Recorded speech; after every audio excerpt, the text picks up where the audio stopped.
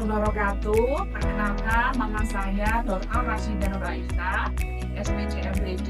Saya dari program studi Bahasa Inggris Fakultas Sastra dan Filsafat Universitas Pajajaran. Tujuan dari video pembelajaran ini adalah sebagai salah satu bentuk tridharma perguruan tinggi, yakni di bidang pelajaran. Mata kuliah yang saya ampu adalah Academic Writing dengan bobot 2 SKS.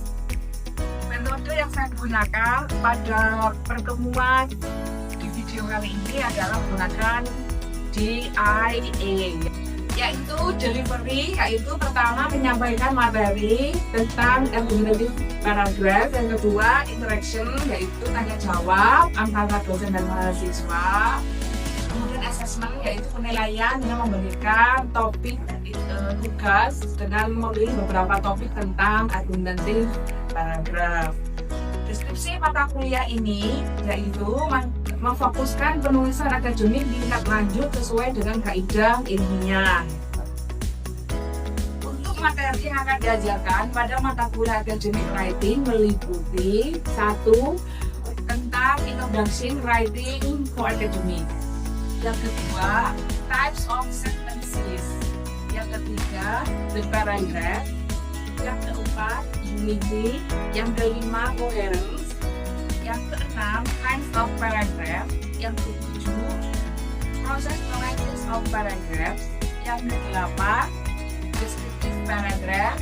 Yang kesembilan, Opinion or Argumentative Paragraph. Kemudian yang ke-10, Cause and Effect Paragraph. Dan yang terakhir tentang Planning the Essay. CPL atau capaian pembelajaran pada mata kuliah Academic Writing yaitu CPL 4, menguasai pengetahuan dasar metodologi penelitian bahasa, sastra dan budaya serta perkembangan kajian humaniora global. Kemudian CPL 6 yaitu keterampilan umum, mampu berpikir kritis, sistematis dan efektif dalam menyelesaikan permasalahan kebahasaan, kesastraan dan budaya. Kemudian CPL ke-8 keterampilan umum, mampu menyusun karya ilmiah dan non ilmiah sesuai kaidah akademik serta mempresentasikannya secara bertanggung jawab. Dan CPL ke-9 keterampilan khusus yaitu mampu menggunakan bahasa Inggris secara lisan dan tulis untuk keperluan akademik, profesional dan komunikasi global. Untuk CPNK atau capaian pembelajaran mata kuliah, CPNK pertama tulisannya adalah menjelaskan karakteristik, tujuan, etika, dan konvensi academic writing dalam konteks studi bahasa Inggris. CPNK kedua menerapkan strategi membaca, memilih, mengevaluasi, dan mengintegrasikan sumber akademik secara tepat. CPNK ketiga menyusun paragraf dan isi akademik yang koheren, kohesif, argumentatif, dan didukung dengan bukti ilmiah.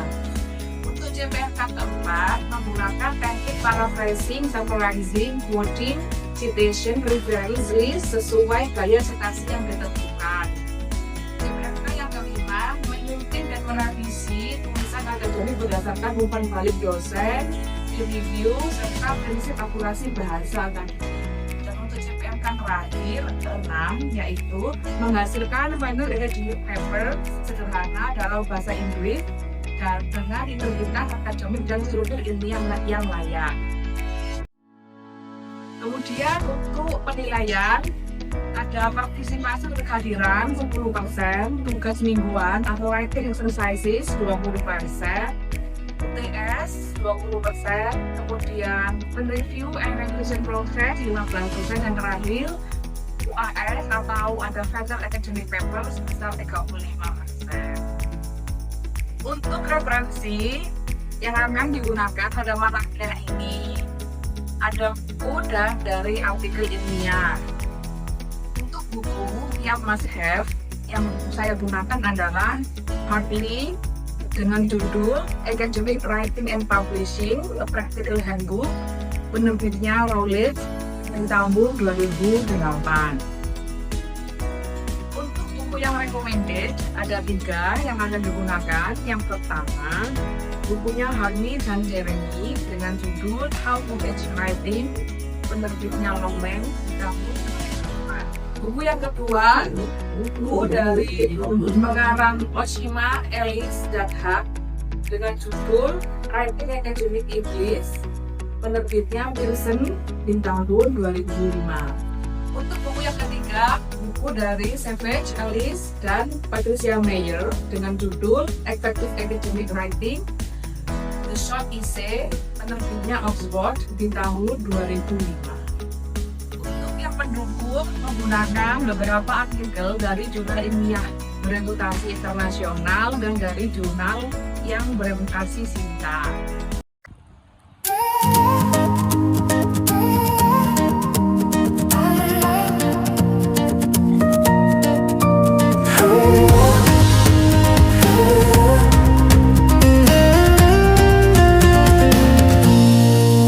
Enjoy all moments every day and every night. There may not be a tomorrow, therefore enjoy today.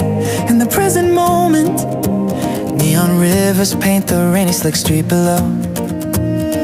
Sirens hum a midnight melody, my heels click rhythm on the pavement's beat. Warm breeze carries jasmine through the summer heat. Every heartbeat syncs with city's pulse tonight. Unscripted moments flicker, pure unfiltered light. Let go of tomorrow's cloudy heavy weight. Taste the now, so vivid, bittersweet and bright. Enjoy all moments, let your spirit soar. Dance like no one's watching through the open door.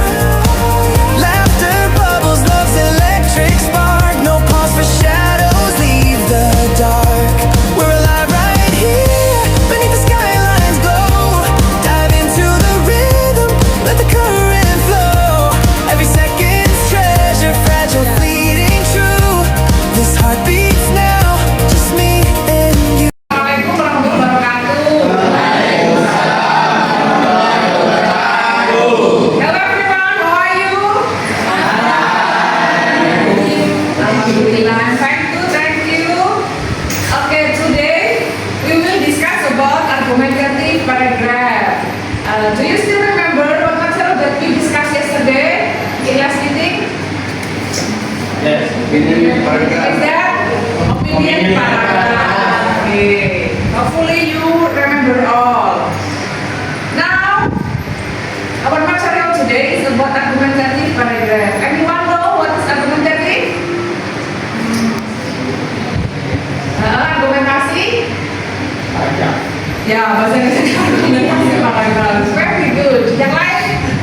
Paragraf tentang? Tentang? Oke. The learning objective atau pembelajaran kita hari ini, first, define an argumentative paragraph, and then we have to identify the structure of the argumentative paragraph, and then you have to distinguish between facts and opinion, and then at last you have to write an effective argumentative paragraph. Now we begin with our material. So what is argumentative paragraph? Argumentative is a paragraph that presents a claim. What is claim? Opinion atau opini, and support it with logical reasons and evidence. What is evidence? Nah, disertai dengan bukti dan alasannya logis atau logical reasons. It's proposed to persuade the readers. Kapan kita biasanya menggunakan argumentatif paragraf? Kira-kira when you write an essay on article or when you write a thesis. Nah, dalam tesis itu contohnya adalah argumentative paragraph. So you have to give your own claim or your opinion, and then you give some reasons, the logical, and then give the evidence. buku. Ada yang mau bertanya? Apa bedanya dengan paragraf yang lain? Bisa dipahami ya? Oke, next. This is the structure. First, you have to have the topic sentence that you claim and then give the reason with the evidence atau faktanya atau buktinya, and then the reason one, and then concluding sentence. The structure is only in one paragraph. Jadi pertama ada topik sentence-nya, yang kedua alasan yang mendukung tentang topik itu, biasanya bisa dengan citasi dari beberapa buku atau jurnal ilmiah. Lalu terakhir paragraf kesimpulan.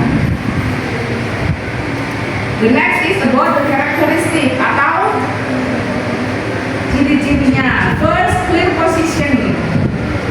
Jadi isinya harus jelas.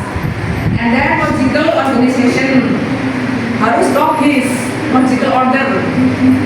Kemudian evidence atau fakta yang Anda sampaikan berupa data atau berupa citasi itu harus relevan dengan topik sentence-nya. Next, the formal academic language. Bahasanya bukan loguet, tapi you have to say in formal language. Jadi kalau bahasa Inggris dalam academic tidak ada kata I, you, tapi pakai the right. Kalau I diganti the writer, the researcher, the author, karena bahasa academic. Kemudian yang you diganti you rekrutmen ke siapa yang diganti langsung itu.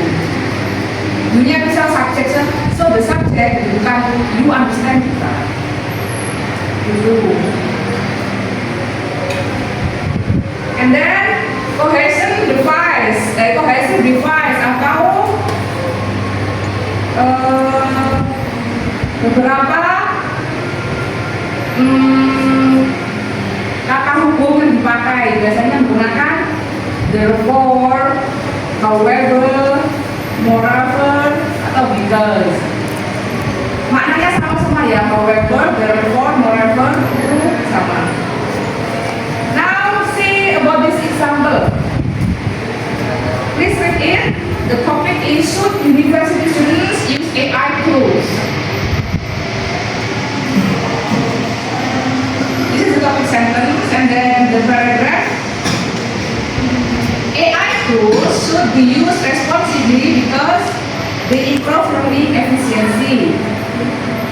Nah, kalimat pertama itu adalah topik sentence-nya. Kemudian kita masukkan evidence-nya atau bukti-bukti yang akan mendukung. First, they have students understand digital concept more quickly. Kemudian evidence kedua. Second, they assist in organizing ideas before writing assignment. However, students should not rely entirely on AI because critical thinking remains essential. Kemudian concluding paragraph-nya, therefore, AI should be used as a learning assistant rather than a replacement for independent learning. Here are some useful expressions that you can use. For example, in my opinion, one reason, because, furthermore, moreover, in addition. Kalau yang memberi therefore, in conclusion. Beberapa kesalahan. Pos dulu. Kembali ke materi lagi. Jadi itu action yang berdulu ya. 3, 2, 1, action. About some common mistakes atau beberapa kesalahan yang biasa di-apply sama beberapa mahasiswa. First, no clear topic sentence. Jadi topik sentence Anda tidak terlihat. Biasanya sampai terlalu tinggi banyaknya paragraf dalam satu paragraf, terlalu banyaknya kalimat dalam satu paragraf. Second, unsupported opinion. Jadi setelah Anda memberikan opini Anda, di kalimat berikutnya tidak diberikan supported opinion, jadi tidak diberikan evidence atau ceritanya. Kemudian yang ketiga, weak evidence, lemahnya bukti. Misal bahwa referensi yang Anda pakai ada roomnya atau tidak ada bukunya. And then kesalahan berikutnya yang biasanya mahasiswa lakukan adalah informal language. Anda menggunakan beberapa vocabulary yang itu informal. Kemudian yang paling sering adalah repetition, pengulangan. Jadi kalimat itu sudah dipakai terus dipakai lagi. Beberapa tips that you have to use when you write an argumentative paragraph. First, choose one clear claim. Pilih satu saja topiknya. And then, second, give 2 until 3 supporting reasons. Berikan 2 sampai 3 alasannya yang mendukung dari opini Anda. And then, support with example. Bisa diberikan contoh. Keempat, use transitional signal. Jadi menggunakan sinyal, misalnya firstly, secondly, atau in addition, atau however. Last, and with a strong conclusion. Akhiri dengan kesimpulan yang kuat. Is there any question? Nothing. Okay. So is it clear for you? Yes. Okay. Now we will practice about how to make an argumentative paragraph. So please make some groups in one class here. One group consists of 4 until 5 students. Okay, and then try to discuss with your groups about how to make an argumentative paragraph with these some topics. You can choose one. First, should smartphone be allowed in classroom? Apakah penggunaan HP diizinkan dalam kelas? Menurut Anda bagaimana? Secondly, is online learning better than face-to-face learning? Apakah pertemuan yang online, biasanya pakai Zoom, itu lebih bagus atau lebih efektif untuk Anda daripada pertemuan yang face-to-face seperti sekarang? Or you can choose the last, should university students use AI responsibly? Bagaimana menurut Anda kalau mahasiswa selalu menggunakan AI? Nah, silakan buat 100 sampai 150 kalimat dalam satu paragraf. Bisa ya? Please make one group. Ayo Bu, ayo silakan Bu. Sekarang berubah.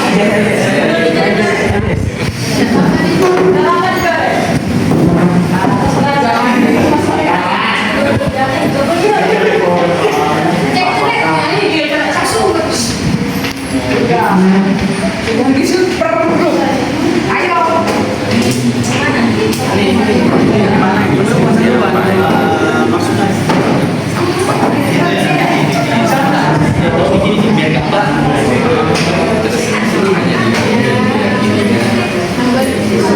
Kami udah ikut grupnya Audi. Ikut grupnya Audi. Semuanya Audi aja.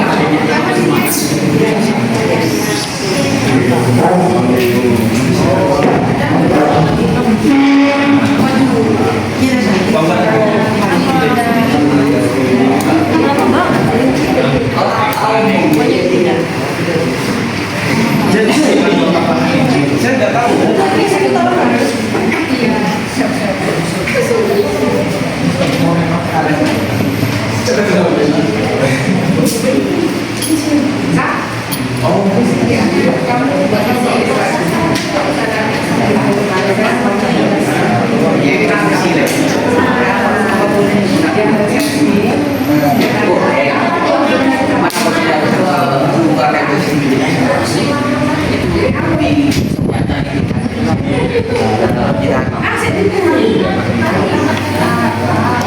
Terus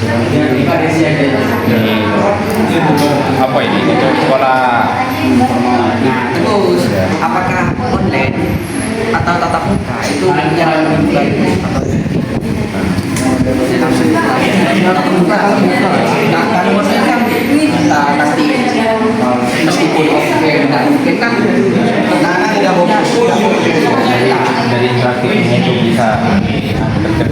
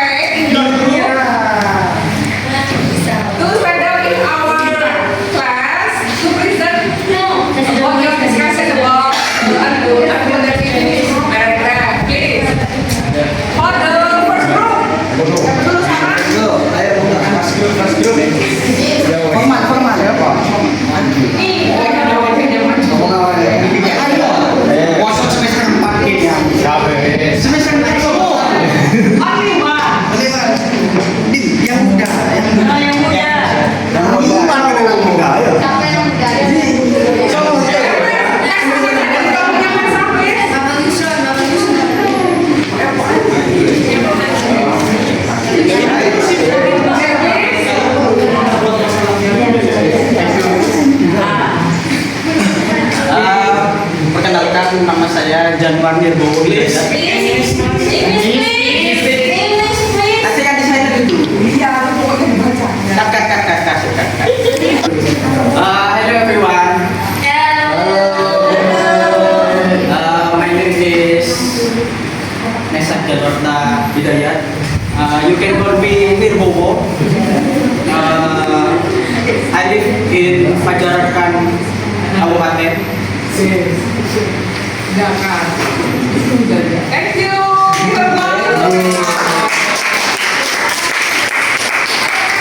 Teman-teman yang belakang.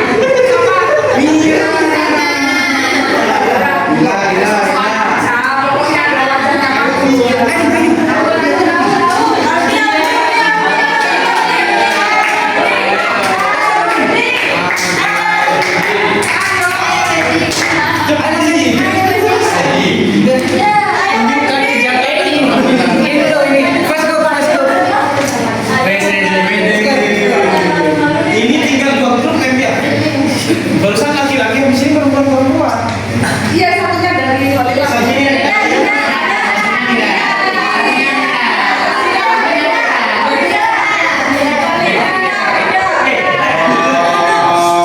Assalamualaikum warahmatullahi wabarakatuh. What is up, Red? Welcome. Welcome to my presentation about why Prabowo is a good president.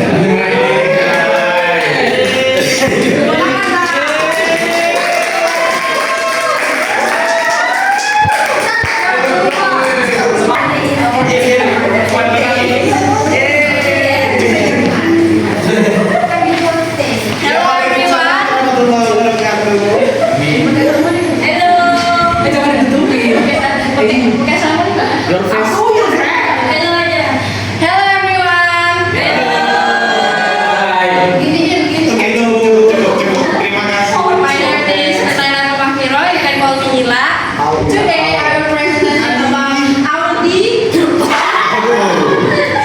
Pecinta going to Gunung Kawi untuk kesugihannya.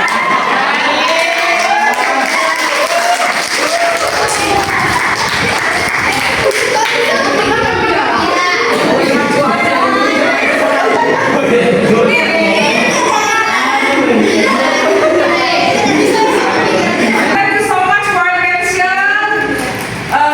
Hopefully you can understand what is argumentative paragraph, and then you can write down by your own as your homework. Please collect at next Saturday at 7 p.m. Okay, now we can conclude that what is argumentative paragraph. Anyone can answer? Yes, Nesa, what is argumentative? An argumentative paragraph is a paragraph that presents a claim or opinion and support it with logical reason and evidence. Its purpose is to persuade readers. Okay, thank you so much, Nesa. And then we will see you again next week. Salam